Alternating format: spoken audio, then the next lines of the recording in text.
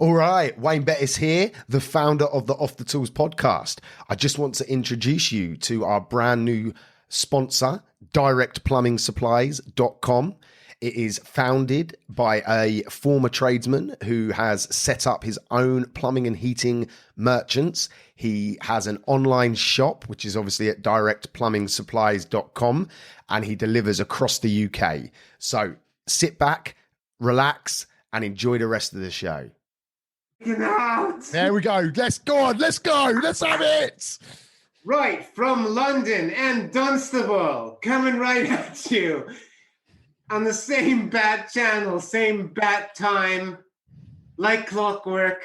Not in orange, but it's in orange. Wayne's World Wednesdays with Wayne Bettis and the crew. Let's go. Come on. Hey. It's going to get more outrageous and more outrageous. Yeah, I lost track when you started talking about clockwork and orange. I was like, where's he going? Where's he going? That's the excitement of a Wayne's World Wednesday. You just never know where it's going to go. Every episode is different, full of craziness as well, and hopefully a bit of helpful advice along the way. Yes, there will be a lot of entertainment and just a little bit of value. Yep. Okay, so this is an interesting one. We're 1 week into the lockdown. I don't know about you, but I don't know. I'm not really feeling this whole lockdown thing. What's changed for you, Wayne? Quite frankly, nothing now. It like locally, it all feels the same. You know, apart from the pubs being closed and the hairdressers, it pretty much feels the traffic's still just as bad everywhere. You know, we didn't have anyone cancel. You know, we'd like last time we had a few cancellations at the minute the rules changed. One thing I have noticed there was a slight drop in leads, like abnormal drop for this time of year. So I don't know if people are tightening their purse strings a little bit. We haven't had a drop in sales. We've still sold loads.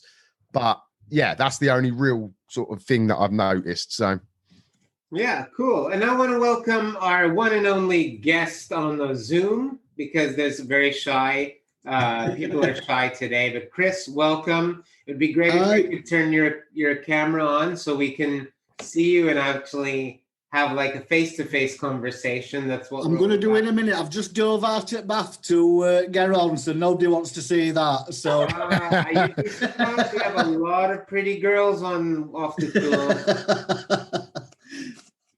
No, I don't mean to be politically incorrect, but no, okay, I won't even go there. Never mind. So, okay. Move on. Abort. Okay. Shit, so we're live, quick. I'm going to ask some questions. I'm going to ask some questions, and I'm going to start off the conversation. Let's talk a little bit about recruitment, Wayne. And yep. Some people in the group are a bit curious as to like, when is the right time to take on your first staff member, your engineer? When do you take on the right first person?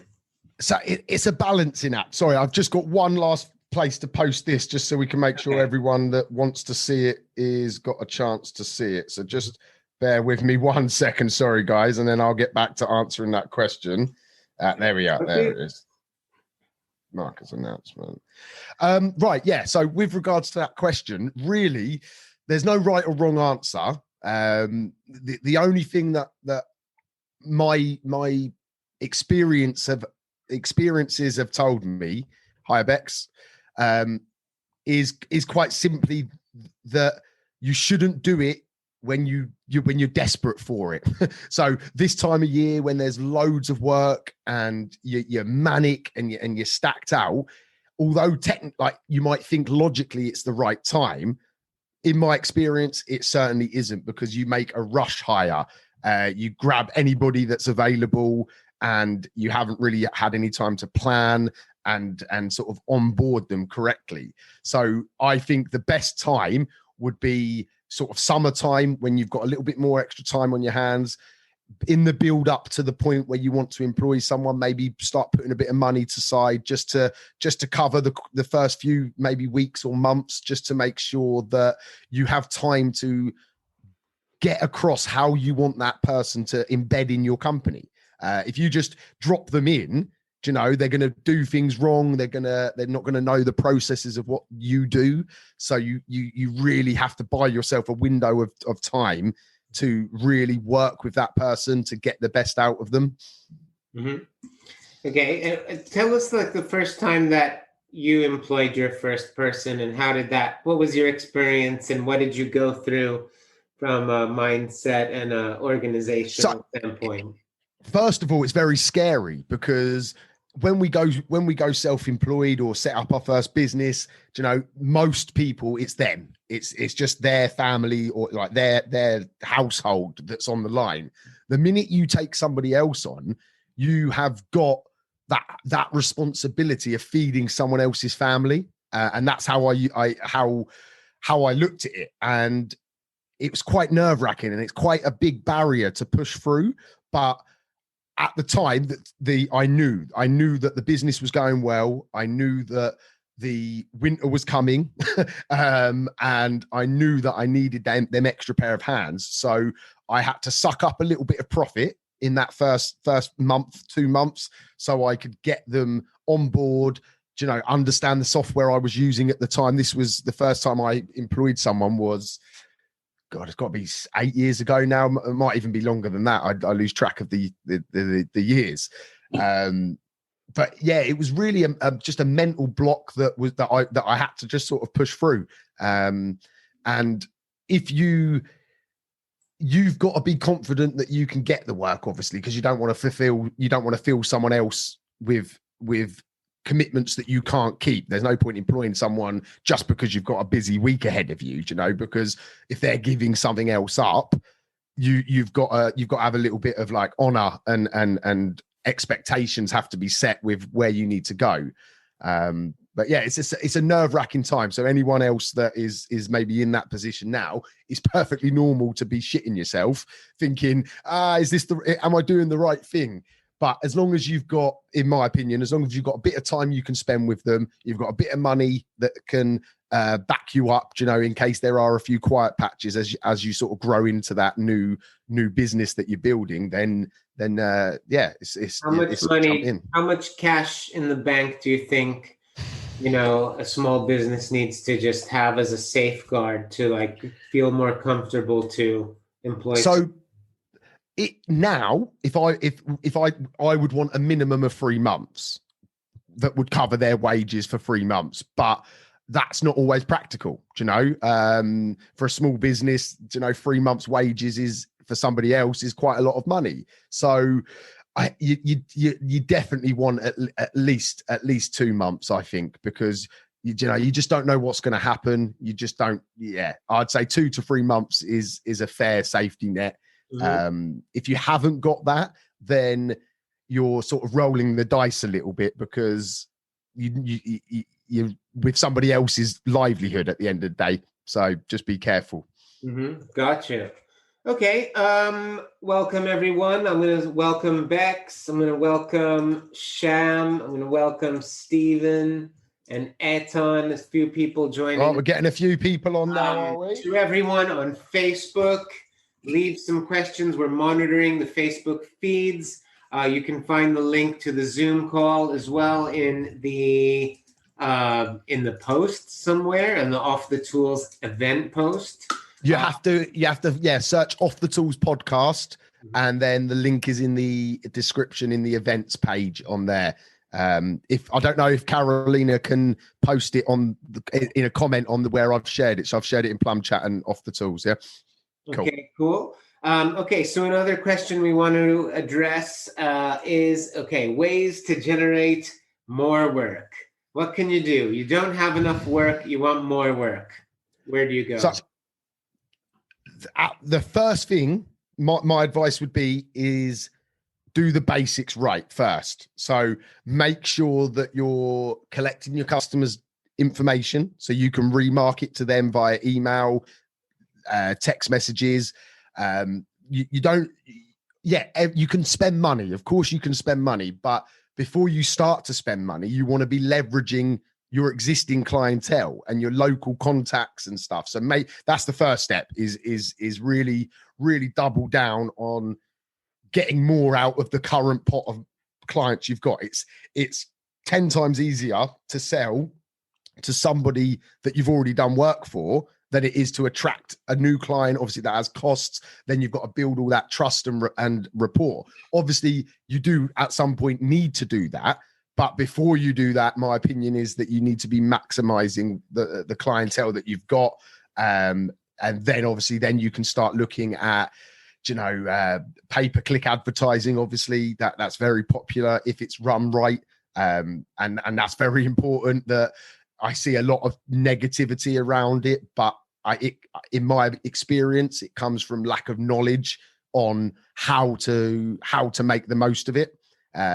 It's a totally different animal. It's a PPC client that you attract has to be treated in a completely different way to someone that's just a recommendation or something like that. So be prepared that you're going to have to sort of change and adapt and look for more information around how you maximize leads like that. So yeah, absolutely. Sometimes you just can't beat some basic marketing, just flyers, business cards. If you're not doing them, then don't do anything else yet. Do that first. Get your name out in the local area. A little bit harder at the moment. You can't go into cafes and leave cards and stuff like that. But that's like a cheap, no frills way of starting to generate some more work. And it's quite possibly what most of us would have done when we first started.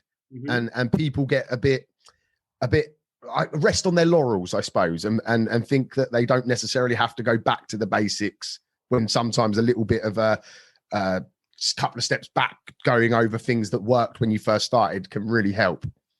Absolutely. So I'd love to ask a question to people on the call at the moment. We've got Etan, we've got Sham, Bex. Anybody wants to contribute? I'd love to hear, sort of raise your hand. I'm going to ask you a question. Raise your hand if you'd like to respond to this. So when you guys were starting out and it was a bit of a confusing time, what was one strategy that really helped to turn the tide for your business or really make an impact? What's one thing that you implemented in your business that you can say, you know what, I did that and that got results. It was just work for me. Bex, you wanna? Okay, yeah. You can unmute. And let's try to. Hi. Let's try to go through some answers, succinctly and quickly, so we can just get a variety of responses. Thanks, Bex. Hi. So obviously not in the same the plumbing and heating industry, but the one thing that a lot of my clients have said is that I'm completely bonkers, and that's what drew them to me, is the fact that I'm a little bit nuts. So it's personality that made them a little bit made me a bit more trustworthy with them, and word of mouth. And from that word of mouth, because it's been a bit of a cascade, where at the beginning it was quite slow, and then one person's told someone else has told somebody else, and then the work has sort of come in for me. Awesome. Thank you. Anyone else? Etan, yeah, go for it. So for me, it was Facebook groups. I did some guerrilla marketing in Facebook groups, especially the mums groups. They were really, really good to me. And met mums. I'm not saying that I was a predator amongst single mums, but it was good because once you did one good job, then they would tell their friends, and there was a massive cascade effect. That, and back when Checkatrade was Checkatrade, before it became a home serve company, Checkatrade was good for me as well. Mm-hmm. Gotcha. And okay, anyone else would like to contribute a little marketing tactic that sort of changed the game in their business a bit? I'll pipe in a little bit. It's something that I haven't been doing lately, actually, and I'm in the process of rebuilding it. But referral marketing, basically, when I first started, excuse me, I would any work that I did for people, like any boilers, I would just say to them, look, we'll give you a love to shop voucher. That's what I used at the time. If you recommend us to somebody and we do a job for them, I think it was 25 quid vouchers that I used to give out back then. And that really worked. And it's something that I knew I should be doing it. It's just like when you're busy, you know, life just gets in the way, but I'm actually building something that is going to be really, really good. And I'm hoping to launch that in January for using referral marketing, because when you get a customer recommend you, you'll all know this in this industry, you know, you're halfway there already. So that really sort of took me from sort of like 5 to 10, 20 boilers to sort of 40, 50 boilers a year, because it was an encouragement for them to recommend us, and it really worked well. Awesome, thanks. I think Sham wants to say something. Thank you. Just guys, what you just said there is for me was answer your phone and turn up. Yep. And literally as simple as that, and that's what people want. Yeah, basically. Wow. Never thought of that one. It's basic, but you're right. Do you know how many tradespeople don't do it? They don't answer the phone, or they don't get back to somebody, or they don't show up, or at least tell people that they're not coming. It's ridiculous. Exactly. And how easy is it to market the fact that you can answer your phone and turn up? Yeah. It's just, it's just a couple of simple promises, isn't it? And that's it. And as long as you stick to that, then it's very simple.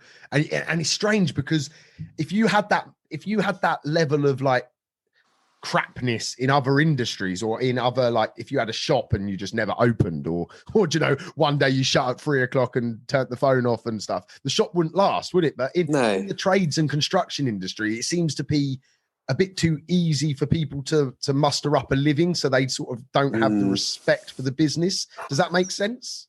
Absolutely. I think we get away with stuff. And I was speaking to Francis earlier that we as tradespeople, we get away with a lot of stuff because of the tarred brush and the stigma that's attached. We kind of get away with a lot of stuff because the customer's almost expecting us to be late, not really turn up, not answer our phone. And it's like, oh, well, just waiting for the plumber. He might turn up tomorrow. Well, I don't know who has a worse reputation, contractors, tradesmen, or marketers. Especially American ones. Oh, yeah. But, every industry, let's have a comment on that point, because I think that every industry has got, these similar issues in the sense, it's trust, customer service, if you're offering the same product, unless you've got a truly unique product that no one else has on the market. And obviously, you can have great boiler installs, great service, superior customer service. But I think it's that knowing that you're there for someone is ultimately what's going to make people to buy, knowing that you care, knowing that you answer the phone when you have a phone call or a question, that you're polite, and you actually can put yourself in the customer's shoes. That sometimes purchasing these things can be stressful, especially people have bad experiences. And I know that, one of my big learnings in my business at the moment, having worked with a whole bunch of clients now, is yes, we get results for our clients, but it's not just that. It's actually, you're there for us. You care about us. That is actually becoming a point of differentiator. And I've learned to really value that. And I think it's the same in trades businesses. If you care, if you genuinely care, and you also teach your teams, teach your staff to care on the phone. Like when you pick up the phone, what's your mood? When you pick up the phone, is it like, hey, how hello, what's going on? Or is it, hello, this is XYZ company. Happy to, are you having a great day? How are you today? We're happy to serve you, answer any questions that you need. All of a sudden, you've got, you're warming up that client. So customer service, I think, is really not. It is. As Sham and what you just said, Francis, it's the whole customer service journey is the best way to keep getting work, because if you can nail the basics, you know, like one thing that I always instill into my lads is it's the little things that matter. You know, the customer doesn't see the 2 days hard graft you spent in the loft fitting the boiler. What they notice is the 5 fag butts on their driveway. Like, do you know what I mean? All that hard work can be undone by a couple of stupid, like, small things. And as long as you can avoid the small things and deliver on the basics, then you can make a lot of money in this industry and in any trades industry, really. Mm-hmm. Okay, we got a question from the group coming. Ian Clark. His question is the switch from a one-man band to employer. You touched on this earlier on, and we talked about hiring your first employee, but maybe this question has a different angle. It's what is your advice when you actually just you need to transition into you are the business to actually building. Well, the first thing is you've got to have a switch in your head that goes from having a job, because if you're a sole trader, then you're doing a job, you know. In essence, it might make better money than a PAYE job, but it is still in essence a job. But the minute you take that step and take somebody on, you are then a business owner, director, you know, whatever you want to call it. So you've got to start acting like it. I often speak to people that I work with on my programs that if you put yourself, so if you're employing someone, right, and if you put yourself in their shoes, you need to feel that person with confidence that the company that they're going to join is a proper business. It's not just Jack down the pub. Do you know what I mean? It's a proper business. You've got to present it as a proper business. You've got to show them the systems and stuff that you're going to be utilizing, so that they're sitting on the other side of that desk or other side of that bar or wherever you might be doing the interview on Zoom now, thinking, this is a proper company that I'm coming to. This isn't a Mickey Mouse outfit. So it gives that level of respect to the whole thing. And it's really is important. If you try and be Jack the lad and one of the guys with them, you know, you're always going to have that barrier of respect, because you are their boss. So you've got to have that level of professionalism.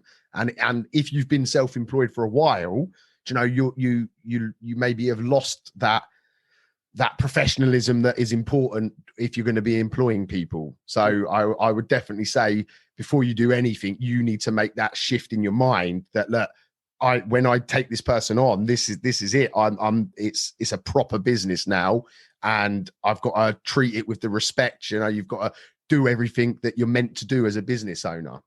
Yeah, and you're taking on, the thing is that from an ethical standpoint, you know, if you don't have ethics and you don't have a stand in life, this is just my view on it. If you don't stand up for something in your business and you don't know why you're doing it and you don't have certain values in your business, you know, that's going to reflect on the type of business that you create and ultimately the success that you can achieve, right? Calm down, Francis. And, you know, when you're taking on a staff member, you're responsible for that person, that livelihood, your livelihood. They have a family, they need to eat. You're creating employment and you're making a contribution. And if you don't want to take on that responsibility to grow your company sustainably, I wouldn't take on any staff. If you see your company as a vehicle for yourself, then don't. But if you see it as you want to commit, you want to build a contributing entity in the world that makes an impact, not just for yourself, but for other people, you're creating employment, you're serving other people, then yeah, you have a mindset shift to make. Yeah, definitely. With great power comes great responsibility, as Spider-Man once said. It sounds like you know. Okay, wonder we don't have any more questions. This could be a short call, but does anyone have a business challenge on the Zoom call they would like our collective brains to address or brainstorm? You can raise your hand. Thomas. Can I just make? Is Thomas, did you I raise? just want to say something on that. What you were talking about then. I did. Yeah. I did. Yeah, that's you, Thomas. Yeah, go on. Just going back to what you were talking about then, if he's thinking about taking people on, like everything that you said, you've got to give them the confidence and portray yourself right and make sure the business is all set up. But at the same time, you've got to cover yourself. You've got to have a handbook created, which is something I didn't have in the beginning, to make them understand what their roles are and what's expected of them, i.e., look after the van, dress presentably, don't throw ciggy butts out and that kind of thing. But the ciggy butts sort of thing is just general etiquette and just being a decent person. But I had guys that were driving vans, they damaged the vans, and their attitude was, that's what you've got insurance for, isn't it? I said, well, no, not at all. And that's when I realized that my sort of human resources side of the business was horrendous because I was just too soft. And all of a sudden, you can end up with a whole heap of crap just by not having little things like a contract, yes, is one thing, but a handbook is another thing, and they have to adhere to it.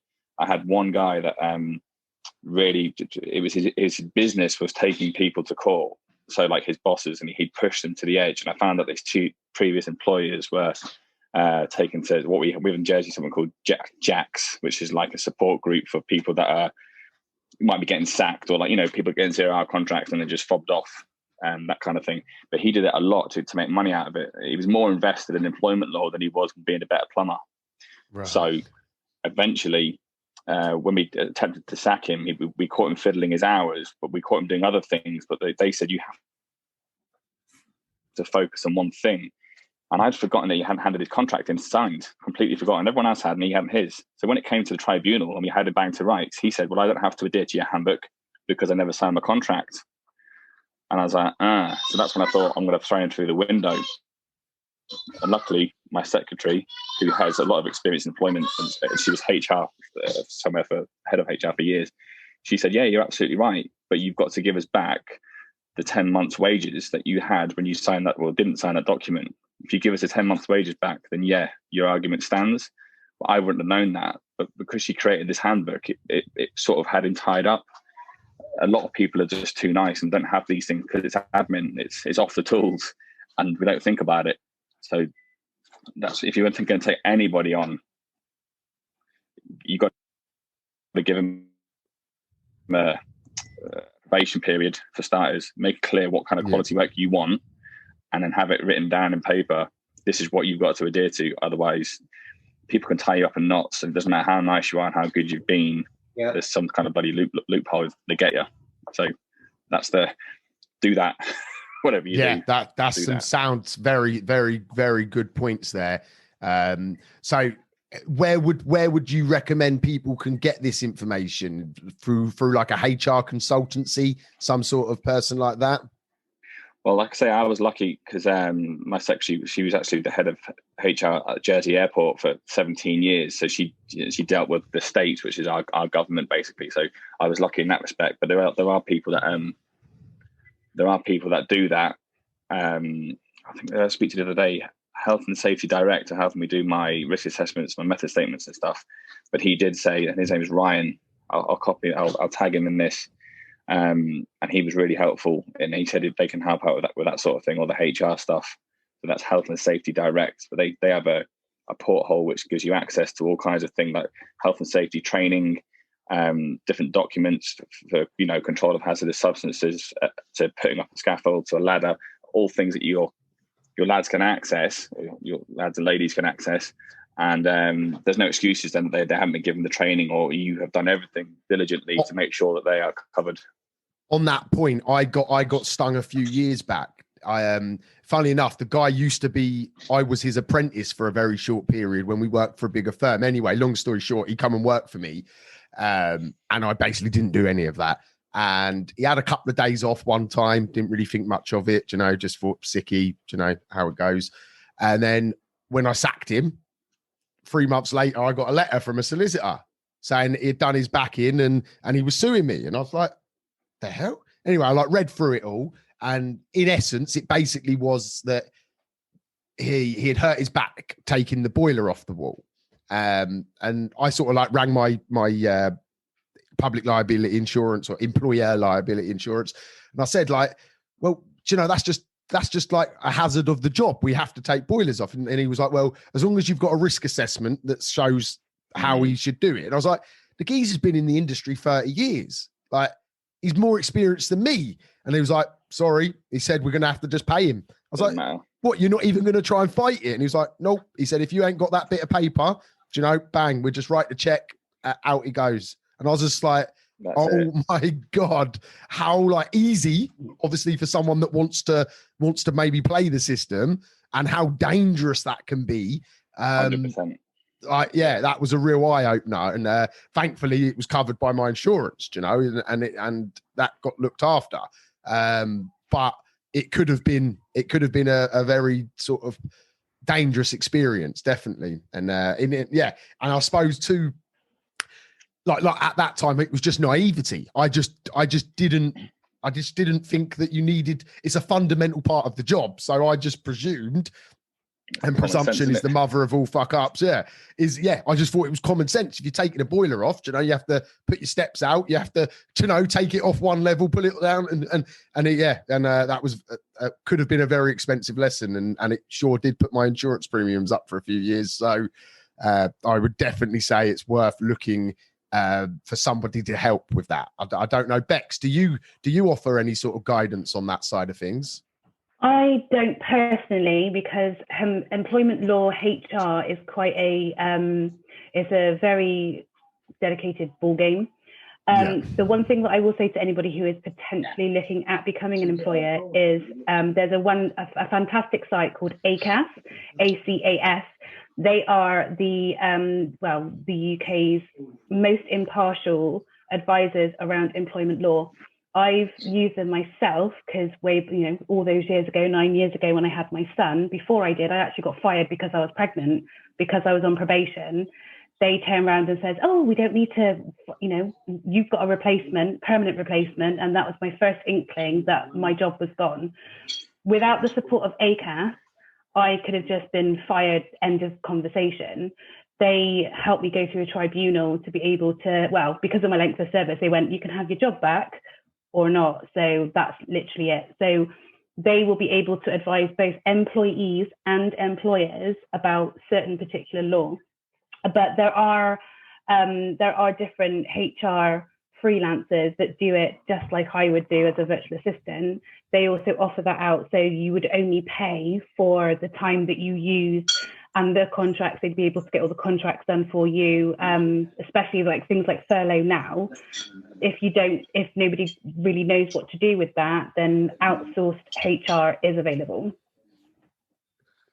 Cool. Can I just chip in quickly? Oh, I thought we was getting an episode without your big face on it, Anne. Sorry, mate. I love you, really. I'm really sorry. I'll be quiet. You carry on. No, don't be silly. Carry on. Don't be silly. I've got nothing to say. So Shona's really good for HR. So if anyone wants HR, Shona's really, really good. She did all our contracts again.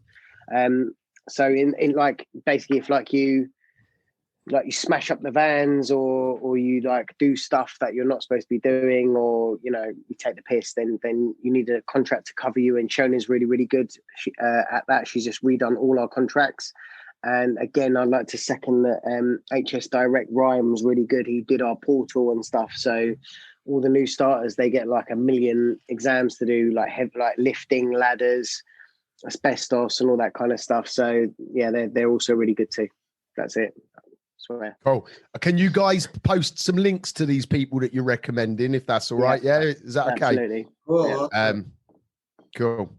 Okay, what else have we got going on? Stephen, any updates on your end by any chance? Love to hear from you. Normally we get to you last, right? Not this time. Hi guys. Hi, how you doing? What you got going on? Yeah, very well. Yeah, I did have a question, but I couldn't find a way to word it when you put the post up initially. But it's probably changing subject a little bit, if that's all right. But I've been wondering how, as a sort of sole trader, you just pick up work when it comes in. But has anyone kind of ever got to a point where they want to sort of specialise in a specific area? And how do you kind of navigate towards that while, when you're kind of starting up, or even if you're established, I'm guessing. But so let's say that area perhaps might be renewables or specifically bathrooms, etc. How do you kind of pinpoint and navigate your business towards that whilst you're also trying to make a living and build up the tools, etc., and the market and all that kind of stuff that goes along with it? So I'll chirp in first. I'm sure there's a few other people that will have some comments on this, but first of all, you've got to know what it is that you want to focus on. Yeah. So for me, I knew it was boilers. So I totally redone all of my marketing. I done all my website. So it was, anyone that landed on it could clearly see that is what I do. That is the first step, really, is one, understand what you want. So if it's renewables, you've got to focus on creating the qualifications that you need. Go out and get all of them, of course. Then you've got to focus on the marketing that you're putting out there. Has to be dedicated to trying to generate customers that want that service. So we still get a few random people. My company is called yournewboiler.com, right? And I still get old Doris down the road ring me up to, can you fix my toilet? I'm like, how did you ring me? Like, how did that happen? So you can never eliminate it. But 95% of my inquiries are, guess what? For new boilers, because that's what I'm putting out there. That's what I focused on. I made everything link to that. So it attracts what I want. If you're happy doing plumbing and heating, that title's fine because it covers what plumbing and heating. If you just want to work on solar panels, for example, then you need to make it obvious that that is what you are the specialist in. So one of the first stages I did is I started using the word specialist, boiler installation specialist, because then it gave me some sort of air of authority over the Joe Bloggs Plumbing and Heating that just had a boiler section on their website.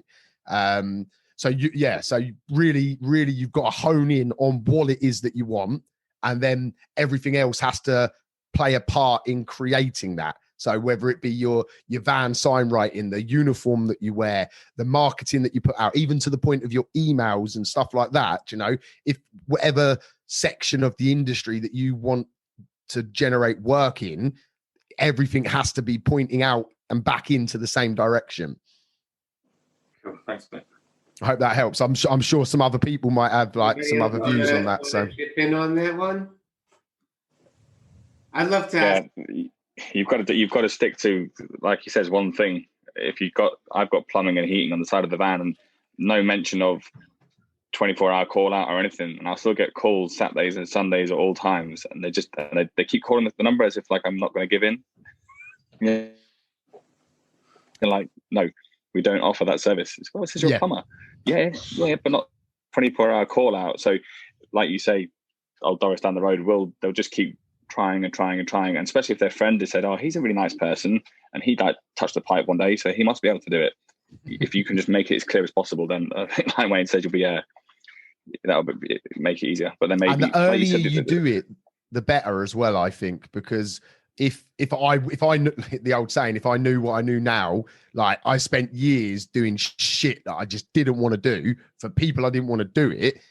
And it's like, what a waste of like opportunity and time that I did. Obviously it's given me the lessons, so it wasn't totally wasted. But if you're starting out, but then you've also, let's come back to Stephen's point there, actually, because you've got to balance that with eating, haven't you? And making enough money to survive. And it is a seesaw. You've got to put some pressure down in the areas that you want, but you can't go all in, because if that's your only income, you've still got to do other bits until you can build that other side up enough where it can compensate not doing the other things. Steve, is it renewables that you want to be in, or would you just use that as an example? It's a bit of both. At the moment, I'm at such a varied each week can look so differently. But yeah, I kind of would like to probably navigate into renewables and more heating than fixing shower trays that keep breaking on you and stuff like that. So yeah, that's yeah, right. so The reason I say it is because over here we've got a lot of companies that are fitting eco houses, so like frame form, purpose built properties that are essentially meant to be energy efficient. So obviously a heat pump and renewables lend themselves to those. So Wayne mentioned the other week that he uses flyers, or he used to and would post them to certain areas to get, that's the kind of work that he wanted. So they might together and then just contacting eco build frame form type builders. Right. okay, thanks. Yeah, Nice. Okie Thanks, doke. guys. yeah, thanks, guys. Oh yeah. So David, I'm gonna ask a question. I think we got something in the chat, but maybe you want to ask it live here on Facebook Live in front of the entire world. David. Is he there? Evening, guys. Can you hear me? Hey, David. How you doing? Welcome All right? aboard. How you doing? Yeah, good. Thanks. Yourselves? Yeah, good. Good. Yeah, it was just a quick one, really. So my biggest problem at the moment is not saying no. So taking on too much work. We've already got we'll have a third engineer starting in a couple of weeks, but I still end up taking on all this extra work, ending up on the tools, and then don't have enough time in the day to do any of the stuff I should be doing. How do you stop yourself doing that? How do you get away from doing that? Do I Is just it take the the van away money? from myself? Is it the money you're chasing, or is it the responsibility you feel you have to them clients? I think it's the latter, mate. To be honest, I'm not money driven, so it's not that. So that's a harder one to sort of get over. But the best thing I ever did was commit and focus all my attention on what I wanted, which was to be off the tools. So I got rid of my van. So I have basic hand tools, and at this point now, I probably wouldn't. Like, I even had my plumbers come in and do my radiator at my house because I'm just not going to do it anymore. But if you're 100% sure that that's what you want, then you've got to like, if you ask my children what I do, one of them does it to annoy me. They'll say he's a plumber, and I'm like, no, I'm bloody not. Okay, because I'm not anymore, because I don't do it anymore. And if you're willing to commit to that, you have to take yourself out of the equation, because otherwise you're basically your own dummy. You're your own soother. Do you know, if there's problems happening, do you know, oh, okay, I'll have to go out and do it. And then that's just a vicious cycle. You'll keep doing it. I've had to piss off customers because I won't go. Do you know, it'll be a Saturday and they're woken up and there's water on the floor. And it's like, I have no one available. Technically, I could have got in and got the basic tool bag that I've got in the back of me motor, and I could have gone and sorted it. But then I'm just feeding the habit. I'm feeding that trait that I didn't want anymore. So yeah, you've got to make that decision that it's 100%. Do you know what I mean? That is right. Yeah. Financially, if you've got a couple of lads out or ladies, do you know, financially, you're probably going to be okay to lose a few clients. But what that will gain you in the time and this might be a bit harsh, but the self-respect as well, because if you want, it's not a matter of it's right or wrong being on or off the tools, but if you want to be off the tools, then you're not respecting your own wishes. Does that make sense? Yeah. So 100%. Really, it's like you've got to be brave enough, I suppose, is probably the word I'm trying to find, to say that's it. Do you know, simple. That is it. I ain't going out. Do you know? And then you've got to live by that though. So you can't just, it's my old customer from down the road, because that will lead to, while you're there, this is the next door neighbor. And then, do you know, before you know it, you're back out 3 days a week and the business isn't moving forward. You're just going round and round in circles. Brilliant. Cheers, mate. Hope that helps, mate. Oh, I think someone else had their hand up. I just see a hand flutter. Thomas. It was me. Hello. Cohen, who's that? It Hello, it was me. It's actually a question for David, because everything that we've just been talking about on that is, as a person yourself in everyday life, are you someone that likes to give up control? If the answer to that question is no, that's something actually the main thing to work on. And I see it in a lot of my clients, where it's sort of like, I really want you to do this, and then they don't give me anything because they don't want to give up that control themselves. It's like, can you check my emails for me? But then they will dictate how those emails should be checked. And actually, there's an element of having the faith that the people that you've got around you, your toolbox, knows what it is that they are doing. Check in with them once in a while, but having that faith to give up that little bit of control that most people who run a company are control freaks. I'm a control freak, and most of the people that I know are control freaks. But having to give up that little bit of level of control and start small. If tomorrow you say, right, do you know what, I'm not going to do one job. Start small and build up, so that by the end of the month, end of the year, you're a guy that's off the tools, doing what you do best, which is running a company and having minions. Mm-hmm. I would like to speculate that business owners who delegate are also relatively good communicators, meaning that, you hear stories that, you expect employee to just, be another version or like a clone of yourself and do things and just imagine. But no, you actually have to be clear in terms of what you want and the expectations that you have. And you need to be good at giving people direction, because the employer-employee relationship is really a two-way relationship. And if you're not good at giving people directions and making sure they understand what you do, and you just assume they're going to do the job to your level of ability, with your language, with your quality, and do everything your way, the way, they're not you. And so that's really part and parcel about being a boss and running a company, is actually, nurturing your team and having the patience to train, communicate clearly, do more of what's working, do less of what's not working, and actually be there for your staff as well. I would just like to add as well on back to David, you owe it to yourself as the business owner to do what you want to do. It's your business, okay? And if that's your desire to do whatever it might be, if it's off the tools or whatever, you owe it to yourself to try and achieve that. And you're only holding yourself back.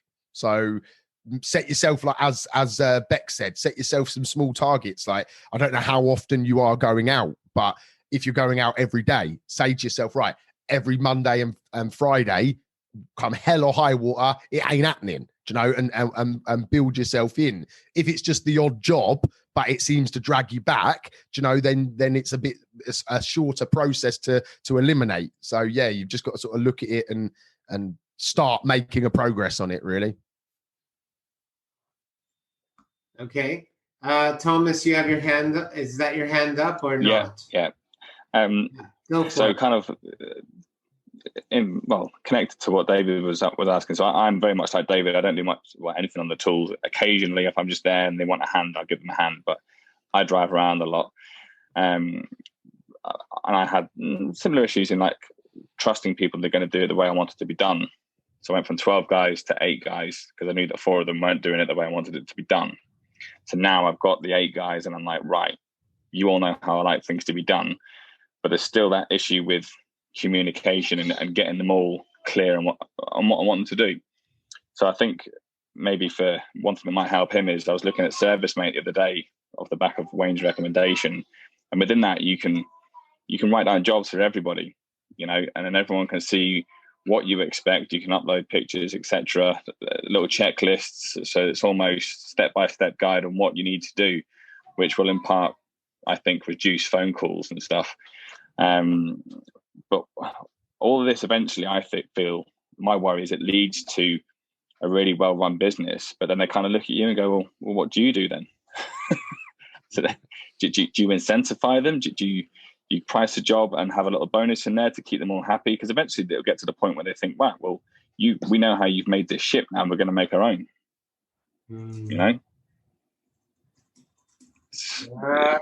That's kind of a question to Wayne. Do you I thought myself that you were just on your own, but then do you have, how many staff do you have, and how do you keep them happy? So mine's fluctuated. So years ago I had lots of staff and fucked it all up. I had a showroom and stuff. Now we have an office lady, 2 installers and an apprentice. And one thing that I found is that money isn't always the motivator. So it's not, you can't just always dangle a carrot of money at people to keep them happy. One of the guys, he's got a young family, 3 children, you know, so if he finishes early, he gets to go home, you know, as long as the job's done and finished. And another one, he loves the what's the word I'm looking for? The plaudits of his results. Does that make sense? He's a really good salesman. So I just make sure that I massage that, you know, and I let him, like, I build him up constantly. And yeah, just it's about, I just treat people how I want to be treated. You know, obviously I have my bad days and I will snap at sometimes, and you know, life isn't, I'm not this perfect individual, but I always try to come back to, like, if there is a fuck up, right, I won't go in shouting and disrespecting them. You know, we'll try and unearth the problem. Is it something that I always ask, you know, like, is there something that I could have done to help that? Like, we had an incident where we burnt a carpet, and it was because he had run out of sticky roll. Well, not because of he ran out of sticky roll, but the excuse was that he didn't have any sticky roll, so that he didn't prepare the job as well as he should have and stuff. So I sort of took the mistake from him and sort of like put it on myself and said, well, look, do you know, next time I'm going to make sure that every month we've always got some in the garage. So if you're ever running low, so I always try to try not to blame them for anything. I try to find the solution and answer it all in one. Does that make sense?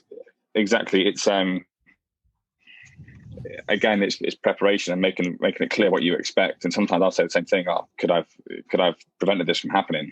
And that's why I think I like that service mate. I've got a hold of the lady, I can't remember her name now, so I'm going to speak to her next week. Hazel, that's it, yeah. So I think that looks like fantastic, especially just to give them that sort of map of in and out of a job, and hopefully reduces the grief. But yeah, I know what you're saying. I like to, at the end of a job, if it's gone all right, and yesterday we had a drain test, which, you know, it should be a straightforward thing, but some people it isn't. And the boys, I know they've checked it 3 or 4 times throughout the job. Bang on, building control officer turned up, 10 minutes, just had a quick look. Perfect, thank you very much, guys. No hassle, builders made up. So I was like, right, give them a couple £100 each. Thank you very much. So I know they'll be happy, but I do think to myself, eventually I'm going to have to maybe change tact or give them more responsibility. But I am worried eventually I'll just be sort of sat there and it will just be, what do I do? I think I used the phrase last time that if I'm busy, I'm not doing what I do. I'm not doing things right. And I really live by that, because if the fact that they might think like people, I get comments all the time. Like, what do? You know, you're always just walking around with a dog or on a school run or whatever it might be. But it's not because I don't work. I work freaking hard, but I've put I don't care what other people think is the point, you know. So if your team are thinking that you're not doing anything because you're doing a good job, you know, you've just got to emphasize the graft and the years that you've spent to build that machine that is doing that. Do you know what I mean? Yeah. And try not to take it to heart. I know at first I used to like get a bit like smarmy with people. I used to be like, what do you mean I don't fucking work? Of course I would. Like, it used to rile me up, like, because I'm at home a lot of the time and my van's there, and you know, like the neighbors, the lady across the road the other month literally asked me, making a comment, do you actually work? And it's like, yeah, all right, love, whatever. Do you know, I'm too long in the tooth now to even get riled up by it. Yeah. But my family always make the comment as well. I think they do it to piss me off. It's funny though. It's just the whole thing is like David said before, he's thinking about taking that step, and you can take that step and you can master that step, and then, I've mastered that step, and then you get some decent guys, and then the next step is you're worrying about something else, and you're worrying about something that but basically that you're in this position because you've achieved something, you've knocked over other fences. Yeah. There's always something. So you're never going to find that sort of the grass is greener type thing. Yeah, But, and I would be bored if I didn't have anything to do. Do you know, it's just the further up you get, the bigger the problems, isn't it? It's like the problems don't go away. The hard work doesn't go. It just means that you leverage things a little bit to ease the pressure, so you could cope with more. Yeah. It would be good. Maybe this is a note for Wayne and one of your training programs to chart like the different phases of growth of a trades business, from sole trader all the way to hiring first engineers, all the way to expansion, and sort of listing out the different challenges and set of problems that you have when you go from each phase to phase, because maybe a lot of people, they don't see it as steps in a ladder with a completely different set of challenges. And the inclination is to want the result. Everybody wants the result, lots of money, more time, less work, better quality of life, peace of mind, right over there. But in order to get there, you inevitably have to go through, you can't skip a phase of business growth. There's no shortcut, right, to just jump it.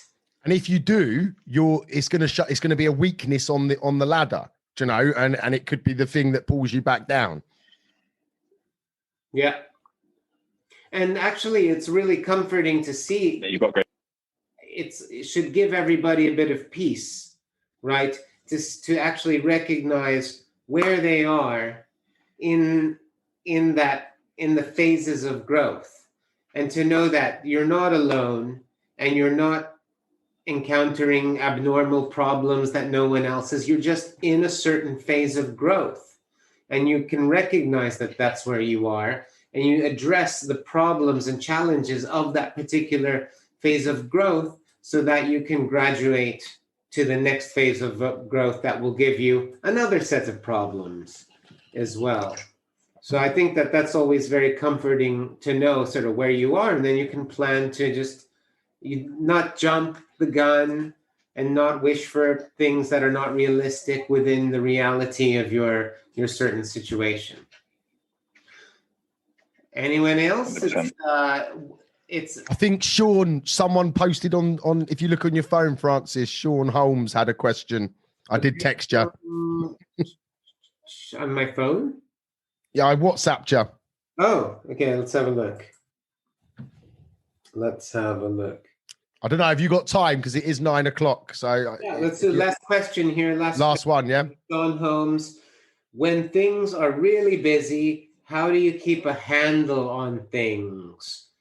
What systems or routines do you have in place? Good. So first thing is you need to be planning. You need to plan your day out properly. I'm sure Sean already knows that, but you've got to be doing it every single day. You know, if you haven't got a plan and you haven't got a structure to your day, then you're going to be running around in circles constantly.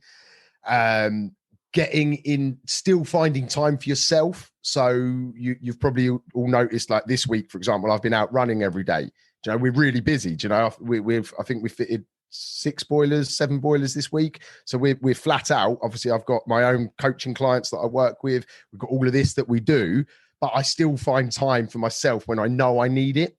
So if you're sort of getting stressed out and life sort of feels like it's coming in, you've got to focus a bit of attention on yourself, because it's all well and good just work, but you are human, and you need to make sure that you give yourself some time, even if it's late at night or early in the morning. You know, you've got to get that bit of time and that bit of release out to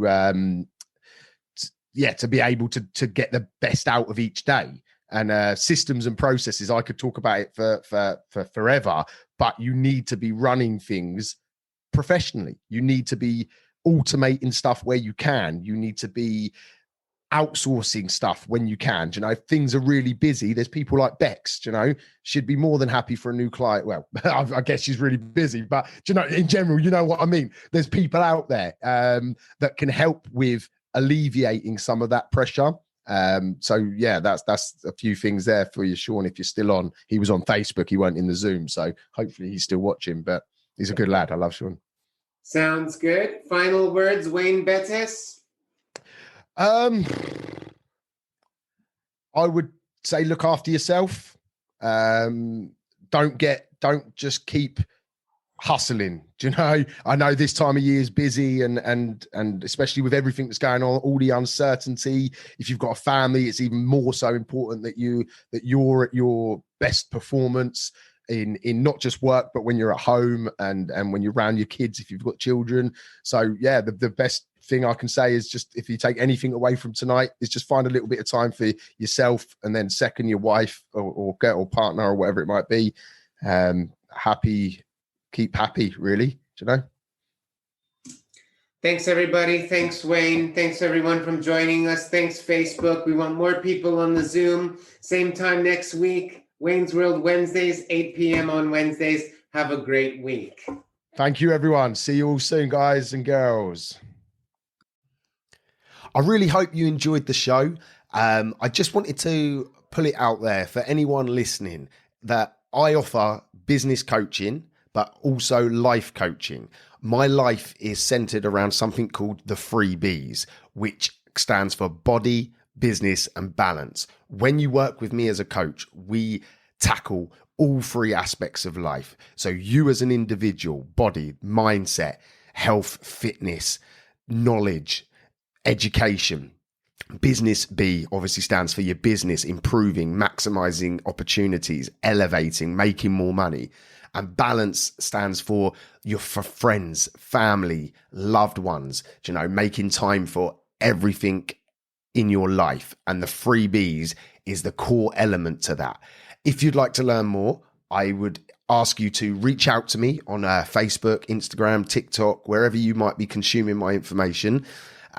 Or you can email me directly at wayne@offthetools.co.uk.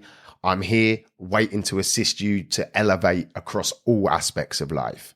Have a good one. No excuses. Let's go.